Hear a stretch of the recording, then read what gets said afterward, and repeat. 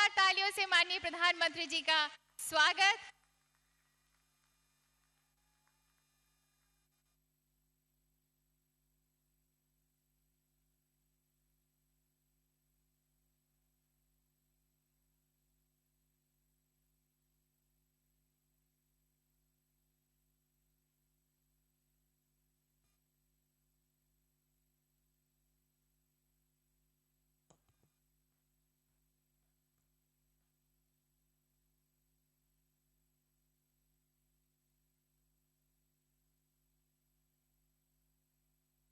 गोगा मुखोत उपस्थित राय जोलाई मूर गोभीर श्रद्धा जोनाइसो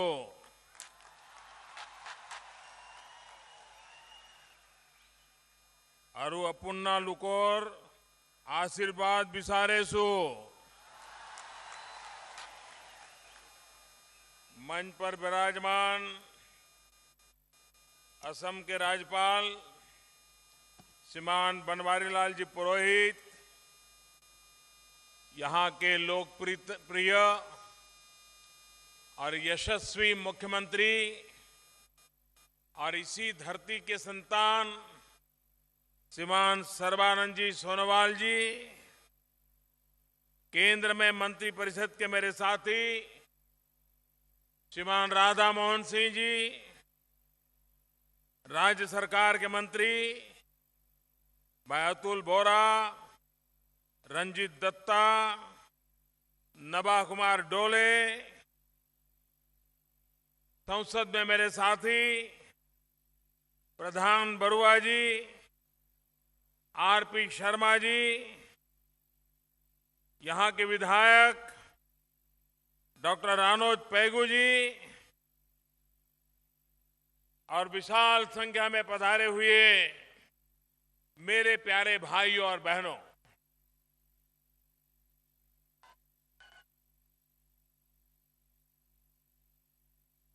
दो 2014 में लोकसभा के चुनाव के निमित्त मुझे आपके बीच आने का सौभाग्य मिला था और तब मैं सर्बानंद जी के लिए प्रचार करने आया था और इतने कम समय में आपने सर्बानंद जी को मुख्यमंत्री बना दिया और इसलिए मैं आसाम की जनता का हृदय से अभिनंदन करता हूं। असम में भारतीय जनता पार्टी की सरकार को 1 वर्ष पूर्ण हुआ। सोनोवाल जी के नेतृत्व में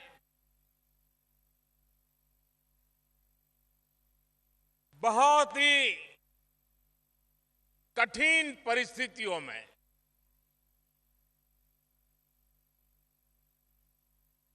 आसाम का हाल क्या था वो मुझसे ज्यादा आप जानते हैं। एक चुनौती थी,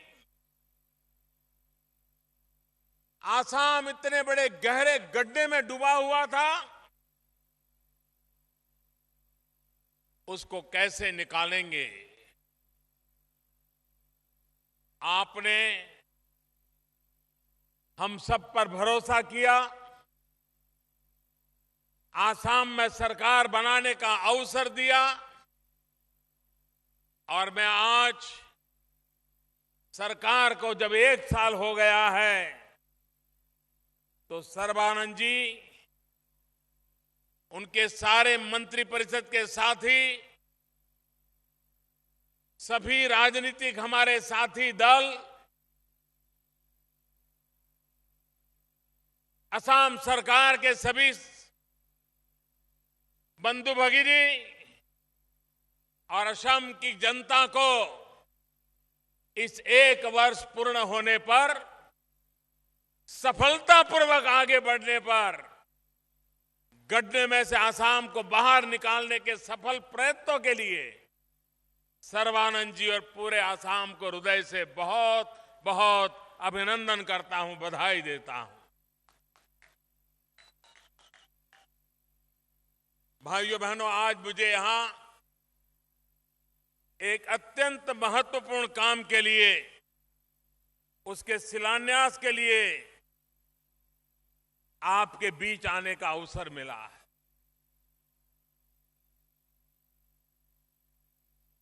ये शिलान्यास एक कोई संस्था का शिलान्यास ऐसा नहीं है।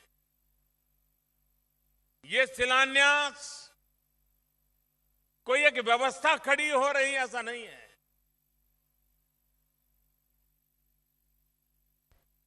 आज जिस काम का यहां शुभारंभ होने जा रहा है, वो आने वाले दिनों में न सिर्फ आसाम का, न सिर्फ नॉर्थ ईस्ट का, लेकिन ये पूरे हिंदुस्तान के ग्रामीण जीवन का भाग्य बदलने वाला शिलान्यास है। भारत एक कृषि प्रधान देश है। हम ऐसे एक भाग्यवान लोग हैं कि हमें सब प्रकार की ऋतुओं का लाभ मिलता है। विश्व में तो शायद 3 ऋतुओं से लोग परिचित होंगे, लेकिन हम उससे भी ज्यादा अनेक ऋतुओं से परिचित है। जिस देश का जीवन कृषि प्रधान माना गया हो, महात्मा गांधी ने जिस देश में ग्राम राज्य से राम राज्य की कल्पना की हो, उस देश में 21वीं सदी के अनुकूल, बदले हुए युग के अनुकूल हमारे लिए कृषि जगत को, ग्रामीण जगत को बदलने की जरूरत है। पुरानी पद्धति से हम यहां तक पहुंचे हैं। बीच में छोटे मोटे प्रयास हुए हैं, नई चीजें जोड़ी गई है, लेकिन अब वक्त धीरे धीरे बढ़ने का नहीं है। समय ज्यादा इंतजार नहीं करता है। विज्ञान और टेक्नोलॉजी जो पिछले 100 साल में नहीं बदली होगी, वो पिछले 25 साल में बदल चुकी है। जब इतनी तेज गति से बदलाव आ रहा है, तब इसका लाभ हमारे किसानों को मिलना चाहिए, हमारे कृषि जगत को मिलना चाहिए, हमारे ग्रामीण जीवन को मिलना चाहिए। हमारा देश विविधताओं से भरा हुआ है। भाषा और पहनवेश में ही विविधता ऐसा नहीं है। यहां की जमीन, यहां की खेती की पद्धति, यहां के पाकों की, फलों की, फूलों की, हर इलाके की अलग अलग विशेषताएं हैं। और इसलिए अब हमें उस क्षेत्र के की विशेषताओं को ध्यान में रख करके वैज्ञानिक रिसर्च कैसे हो, वैज्ञानिक बदलाव कैसे हो, आधुनिक टेक्नोलॉजी का इंटरवेंशन कैसे हो, हमारे एग्रीकल्चर में मैकेनाइज करने की दिशा में कौन से कदम उठाए जाए, एक होलिस्टिक अप्रोच के साथ हम हमारे कृषि जीवन में आधुनिकता लाना चाहते हैं, नई ऊंचाई को पार करना चाहते हैं। हमने एक बहुत बड़ा सपना देखा है, और ये सपना हिंदुस्तान के हर किसान के भाग्य को बदलने का सपना है। हमारा सपना है 2022 जब भारत की आजादी के 75 साल होंगे, आजादी के 75 साल जब हो, हमारे देश के किसान की आय डबल होनी चाहिए, 2 गुना होनी चाहिए, और उसके लिए हम काम कर रहे हैं। 5 साल का हमारे पास समय है। 5 साल में हम वो बदलाव चाहते हैं, वो प्रगति करना चाहते हैं कि जिसके कारण हमारे देश में जो हमने किसानों की आय 2 गुना करने का सपना देखा है, उस सपने को हम पूरा कर सके। भाइयों बहनों, गत 3 वर्ष में अनेक महत्वपूर्ण कदम हमारी सरकार ने उठाए हैं। 3 साल का समय इतने बड़े देश में बहुत कम समय होता है, लेकिन कम समय में भी कमाल करके दिखाने का काम पिछले 3 साल में देश ने देखा।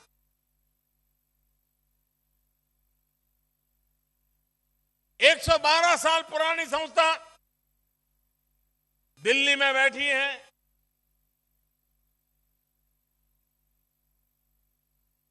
अगर वह हिंदुस्तान के अलग अलग क्षेत्र से में रिसर्च करे, जुड़े, तो कितना बड़ा लाभ हो सकता है। क्योंकि देश में साउथ की प्रकृति अलग है, नॉर्थ ईस्ट की प्रकृति अलग है, नॉर्थ ईस्ट की प्रकृति अलग है, वेस्टर्न पार्ट की प्रकृति अलग है। और उसी विचार में से हमने 2 नए रिसर्च इंस्टीट्यूट चालू करने का प्रयास किया है। उसमें से एक आज आपके यहां उसका शिलान्यास हो रहा है, और उसके कारण इस क्षेत्र की विशेषताओं पर रिसर्च ज्यादा होगा। यहां के लोगों के अनुभव को जोड़ा जाएगा। यहां के जो वैज्ञानिक हैं, यहां के जो नौजवान हैं, उनको रिसर्च करने का अवसर मिलेगा। और जो रिसर्च यहां होगी वो यहां के लोगों से भी परिचित होगी, तो उसको लैब टू लैंड, लेबोरेटरी से जमीन पर उतारने का काम बड़ी आसानी से हो पाएगा। और इसलिए हमारी सरकार की सोच इस प्रकार की है कि व्यवस्थाओं को विकेंद्रित करें, स्थल काल परिस्थिति के अनुसार उसके ढांचे को तैयार करें, ताकि वो त्वरित परिणाम देने के लिए सक्षम हो। हमने पिछले दिनों बीज से बाजार तक किसान के लिए, बीज से लेकर के फसल को बाजार बेचने तक एक पूरी चेन, कहीं पर भी रुकावट के बिना सीमलेसली ये पूरी प्रक्रिया को जोड़ना जरूरी था। हमने इस पर ध्यान केंद्रित किया है।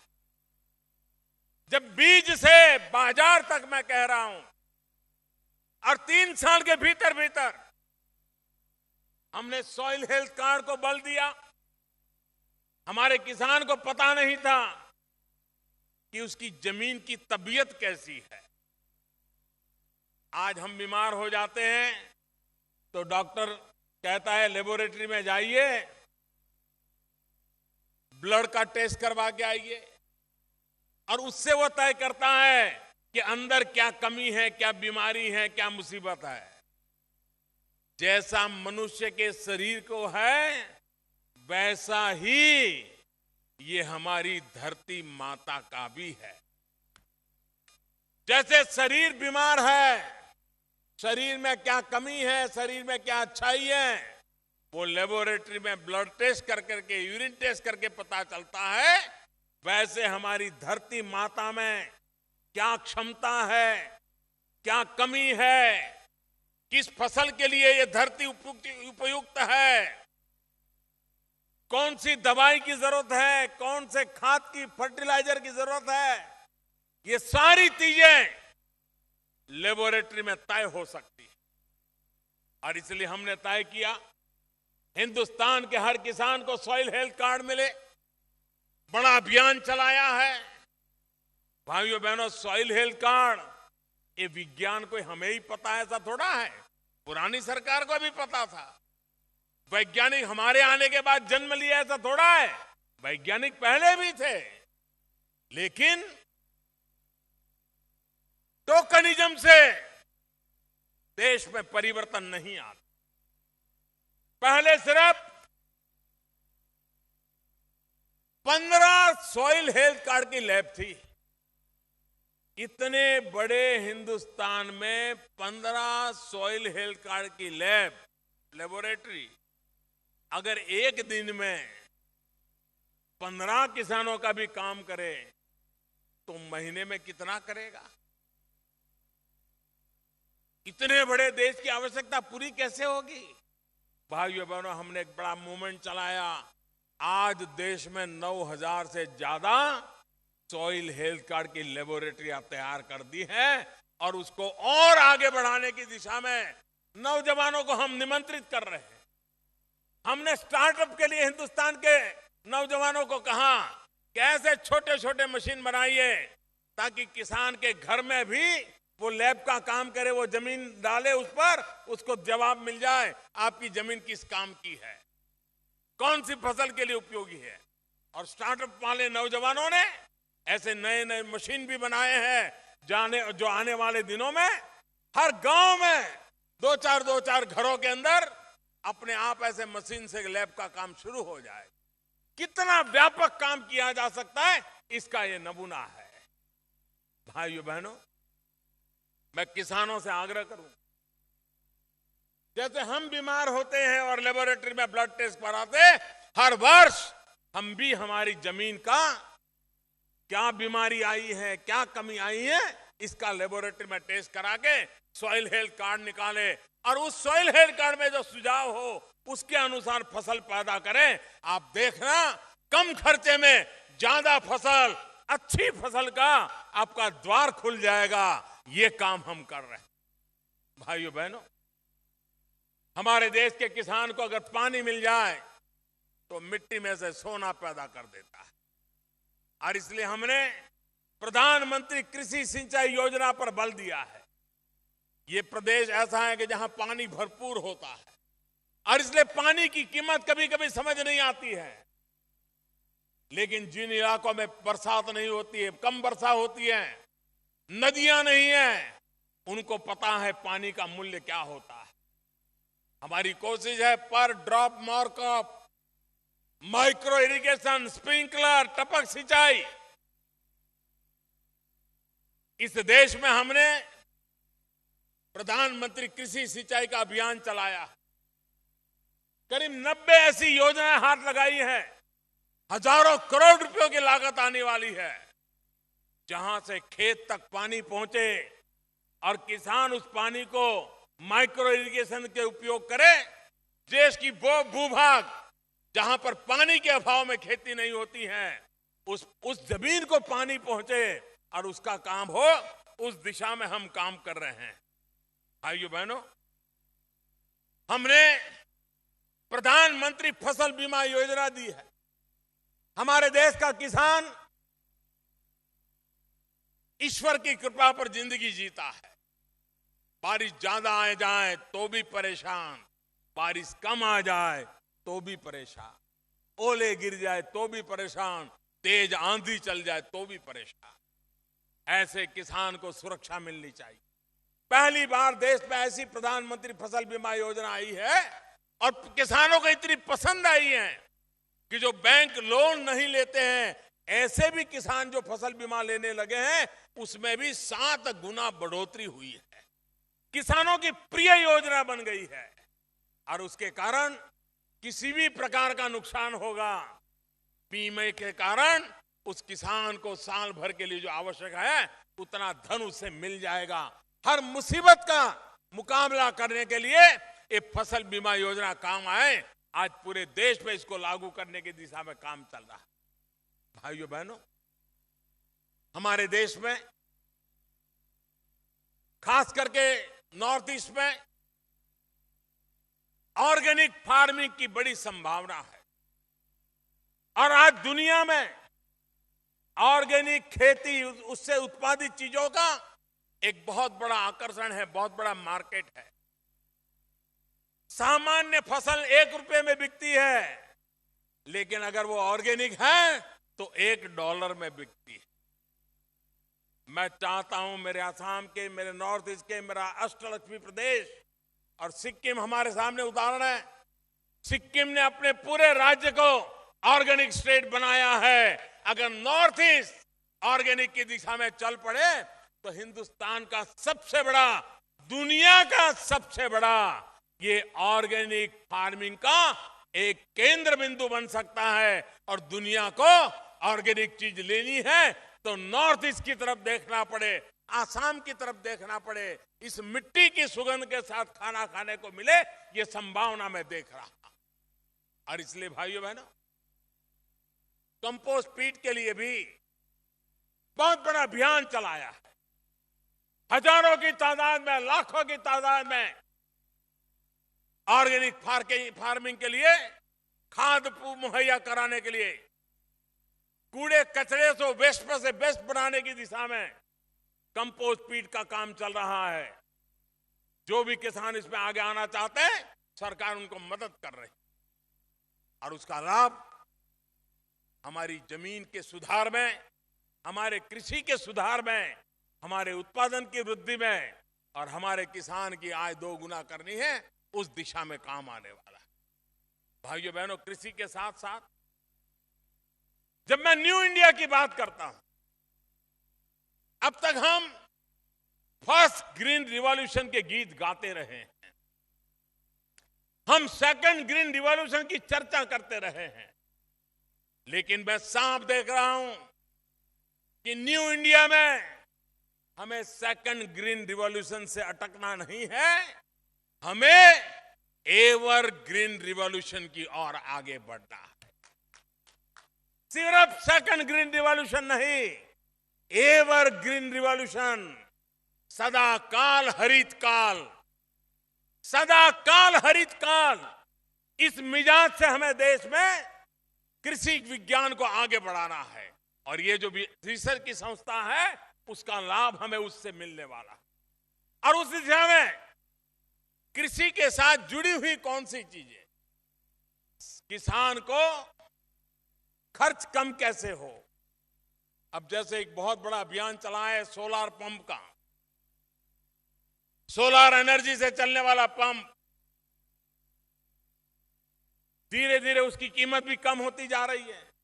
खेत में ही सोलार पैनल लगा करके पंप चालू किया जा सकता है, बिजली का खर्चा कम हो जाएगा, किसान का बहुत बड़ा बोझ कम हो जाएगा। उस दिशा में काम चल रहा है। किसान भी अपने खेत के कॉर्नर पर, किनार पर सोलार पैनल लगा करके खेती के काम के लिए जितनी बिजली चाहिए वो खुद पैदा कर सकता है। उसको हम प्रोत्साहन दे रहे हैं। किसान अपने खेत के किनारे पर टिम्बर की खेती करे। हमारे देश में आज भी फर्नीचर के लिए, घर के लिए विदेशों से टिम्बर लाना पड़ता है। अगर हमारे किसान को हम उस दिशा में ले जाएंगे तो हमारे देश को बाहर से टिम्बर नहीं लाना पड़ेगा। हम अपने खेतों में आवश्यक टिम्बर, खेती का नुकसान किए बिना हम उत्पादन कर सकते हैं। उसको हम बल देना चाहते हैं। हम कृषि के क्षेत्र में पशुपालन को बल देना चाहते हैं। व्हाइट रिवॉल्यूशन की चर्चा तो बहुत सुनी है, लेकिन आज भी दुनिया में प्रति पशु कम दूध देने वाला कोई देश है तो उसमें हमारी गिनती है। पशु की संख्या बढ़ाने से जाए, पशु की दूध देने की क्षमता बढ़ाना, वैज्ञानिक तरीके से पशुपालन हो, पशु के आहार में वैज्ञानिकता हो, पशु के आरोग्य के लिए वैज्ञानिक व्यवस्था हो, ये सारे रिसर्च के काम भी हम उस पर बल दे करके आगे बढ़ाना चाहते हैं।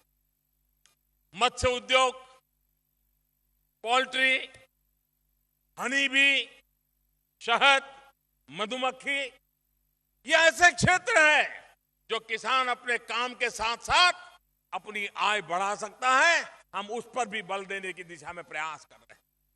भाइयों बहनों, आज जब मेरी सरकार को 3 वर्ष हुए हैं, तो मैं आज आपके सामने देश के लिए, खास करके कृषि क्रांति की दिशा में एक योजना की भी राष्ट्र के सामने घोषणा करना चाहता हूं, समर्पित करना चाहता हूं। उस योजना का नाम है संपदा।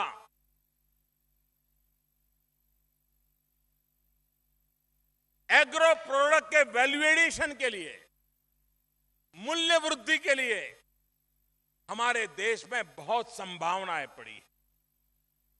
प्रारंभ में 6,000 करोड़ रुपया की लागत से और बाद में पब्लिक प्राइवेट पार्टनरशिप को, एफडीआई को, फॉरेन डायरेक्ट इन्वेस्टमेंट के हमने रास्ते खोल दिए हैं। इस संपदा योजना का पूरा शब्द है scheme for agro marine processing and development of agro processing clusters, संपदा। ये काम हमारे जो कृषि उत्पादन है उसकी मूल्य वृद्धि कैसी हो। हम आम बेचते हैं, कम पैसा मिलता है, लेकिन अगर आम का अचार बना करके बेचे तो ज्यादा पैसा मिलता है। हम टमाटर बेचे, कम पैसा मिलता है, लेकिन टमाटर का केचप बना करके बेचे, ज्यादा पैसा मिलता है। हम फल उत्पादित करें, लेकिन फलों का रस बना करके बेचे तो ज्यादा पैसा मिलता है। और इसलिए हमारे देश की जो एग्रो प्रोडक्ट है उसकी मूल्य वृद्धि हो, एग्रो प्रोसेसिंग को बल मिले। और इसलिए आज जब मेरी सरकार को 3 साल हुए हैं, तब मेरे दिशा देश के किसानों का भाग्य बदलने के लिए ये संपदा योजना के द्वारा फूड प्रोसेसिंग को महत्व देते हुए विश्व भर से फॉरेन डायरेक्ट इन्वेस्टमेंट यहां ला करके, इस प्रकार के उद्योगों को लगा करके जो ग्रामीण जीवन में बदलाव लाएं, नौजवान को रोजगार दें, उस दिशा में काम करने की दिशा में भी हमारी सरकार ने आगे बढ़ने का फैसला किया है। भाइयों बहनों, आने वाले दिनों में कृषि विकास के द्वारा हम जब आगे बढ़ने के लिए सोच रहे हैं, तब हमारा नॉर्थ ईस्ट, ये अष्टलक्ष्मी का प्रदेश, उसको आगे बढ़ाने की दिशा में हमने